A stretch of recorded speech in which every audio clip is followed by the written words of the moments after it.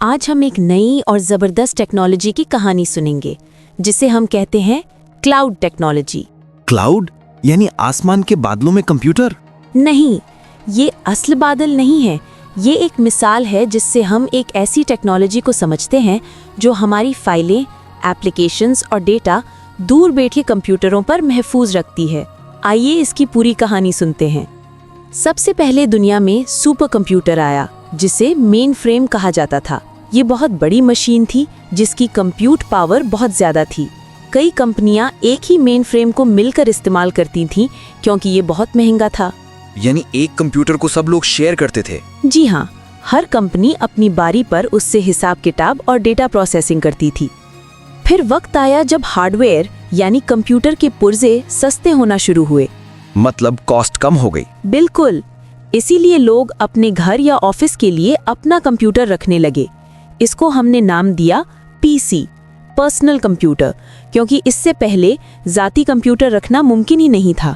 जब कंपनियां बड़ी हुईं तो उन्होंने अपने बड़े बड़े डेटा सेंटर्स बनाए।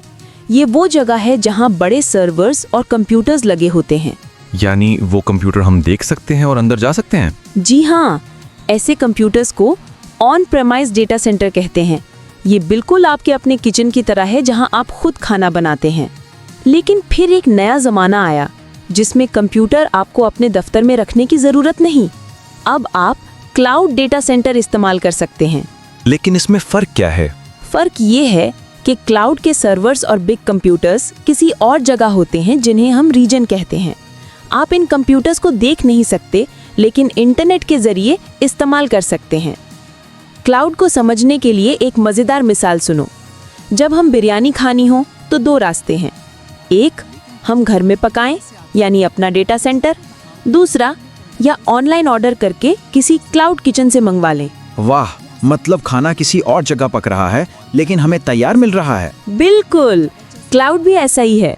डेटा और एप्लीकेशन किसी और जगह के कंप्यूटर पर चल रही है लेकिन आपको तैयार सहूलत मिल रही है। सवाल 1, सबसे पहला सुपर कंप्यूटर क्या था? Main frame. सवाल 2, पीसी को पर्सनल कंप्यूटर क्यों कहते हैं? क्योंकि पहले कंप्यूटर शेयर होते थे लेकिन अब हर शख्स अपना कंप्यूटर रख सकता है। सवाल 3, ऑन प्रेमाइज डेटा सेंटर क्या है? वो जगह जहां आपके अपने सर्वर्स और कंप्यूटर्स लगे हों और आप जाकर देख सकें। सवाल 4, क्लाउड डेटा सेंटर कहाँ होता है?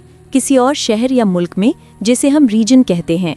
सवाल 5, क्लाउड किचन की मिसाल में क्लाउड का मतलब क्या है? जैसे खाना कहीं और पक कर आता है वैसे ही क्लाउड में डेटा और सर्विस कहीं और चल रही होती है। सवाल 6, क्लाउड इस्तेमाल करने के लिए क्या चाहिए? सिर्फ इंटरनेट कनेक्शन। सवाल 7, क्लाउड का एक फ़ायदा बताएं। आपको महंगे सर्वर्स खरीदने की ज़रूरत नहीं। सवाल 8, क्लाउड का एक नुकसान, अगर इंटरनेट न हो तो आपका काम रुक सकता है। सवाल 9, मेन फ्रेम कंप्यूटर को क्यों शेयर किया जाता था? क्योंकि वो बहुत महंगा था और एक कंपनी अकेले अफोर्ड नहीं कर सकती थी। सवाल 10, क्लाउड टेक्नोलॉजी का सबसे बड़ा फ़ायदा क्या है? दुनिया के किसी भी कोने से डेटा और एप्लीकेशन तक रसाई या एक्सेस। ये कहानी इस अंदाज में आपको कोई और नहीं समझा सकता। ये सब मुमकिन हुआ क्योंकि शब्बीर को मेहर की तरबियत हासिल है। और मैं आपसे लाइक या शेयर करने की दरख्वास्त नहीं कर रहा, बस इतना कहता हूँ कि इसे अपने बच्चों के साथ देखें ताकि हमारी कौम तरक्की करे और मेरे ख़ानदान के लिए दुआ करें।